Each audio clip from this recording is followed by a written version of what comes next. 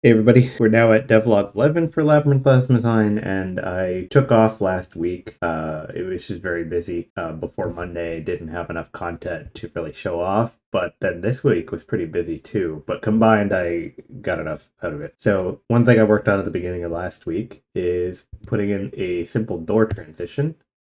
And in there, I built a second scene, which is basically going to be a testing ground for the first floor of the dungeon. And the door does take me back to, but I didn't set the spawn point to be at the door yet. But yeah, I mean, just in this testing area, I've been dealing with like the gray sky, and I'll deal with making a skybox later and like the overworld of the town. But the bulk of the game is inside the dungeon, so I figure I need to see how it looks enclosed with the lighting and all that. So it's not very decorated or ornate, but I put in a new floor. I think you can see I wanted a little bit of irregularity in the height of the tiles. So each block has 4 tiles and I put them at different elevations, but the highest one is kind of a regular pattern. I need to adjust that. The wall torches, I adjusted their lighting a bit. You can see the lamp that illuminates your character more dramatically in this enclosed space, and I added this asset, which is like a gate, just because I wanted this area to duck down. Right now I'm playing with a few ideas, but one thing I wanted for this area was to show certain movement mechanics. So you have an opportunity right out the gate to fall off these stairs like this, and you have an opportunity right away to look over here and see that there's a way to get under here, which I'm going to add some sort of button prompt, but opportunities right away to make it clear to the player right out of the gate that falling and crouching under things are things that are possible. You're going to want to go around here,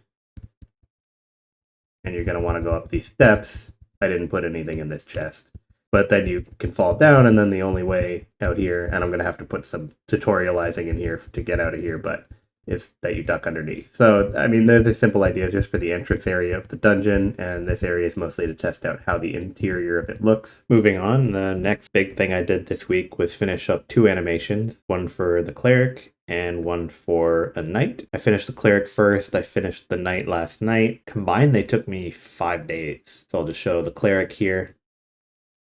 Waves his staff around, and the Knight brings his shield up and gets his halberd or I don't know, battle axe ready. Yeah, I'm very proud of these.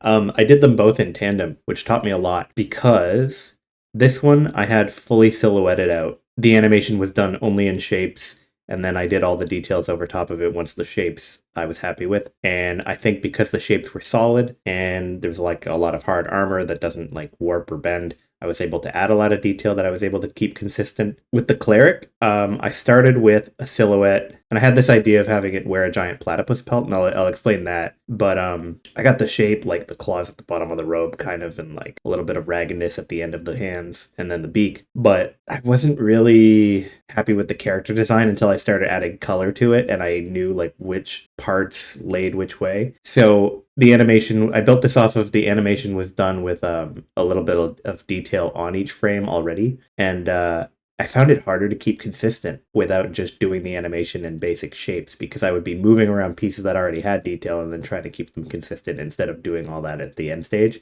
So comparing between the soldier and the cleric, it was a different process that I was doing at 2 different times. And especially because the cleric has like softer shapes, like I'm not super happy with this motion right here on the robe, and softer shapes are harder, they warp. It's hard. I'm pretty happy with the animation overall, but I can be critical of my own work, and it was a lot easier to do the Knight, even though I ended up spending more time on it, but I felt like it was more straightforward. And I also think it was a good idea to do 2 at the same time, because I was able to, if I was on one stage, like I finished the silhouette of this one, I could finish the silhouette of that one. If I started moving the pieces around on this one and that one, I could stay on the same stage but bounce between them whenever I needed to, or I needed a change of pace, or I wanted to stay on the same stage for longer because I knew what type of work I was going to be doing. So that helped, and it taught me a lot. And I think doing 2 pieces of art at the same time worked. It was good. It was a long haul because I did them for 5 days straight. But if I let things cross over like week to week and just work on 2 things and have them ongoing, I think that could help a lot. But I will say one thing that's completely clear now, given how much work these animations take, is that there's absolutely going to be recolored enemies in my game. Like, that's a classic of RPGs. this guy could easily become a Dark Knight or some other kind of knight. And especially because I need different combinations that are maybe different mechanically, but like might be hard to come up with many variations on it would just help me add content to be able to do that. And if I combine another class with this guy and now he has red armor, and maybe I add a few other details like change him up. But going off of a basis of another animation, I'm going to have to like I want a lot of different classes in the game. So, I mean, you think of how many want to be in the game and how long it takes. It's just practical. And they won't be taking the place of like original animations. They'll be bonus, like getting me to a larger number of enemies in maybe deeper parts of the dungeon. You end up with a different type of knight. And I don't want to do straight recolors. I'll change some of the details. Like, maybe I'll swap out the weapon in his hand a little bit, or change the shape of the shield, change some of the details. So it's like different enough, but like, yeah, absolutely different variations on the knight. I'm not going to start doing that until I have enough unique ones. Like, it's not going to be anything I do soon, but yeah, they're going to have to be. And I think that's okay.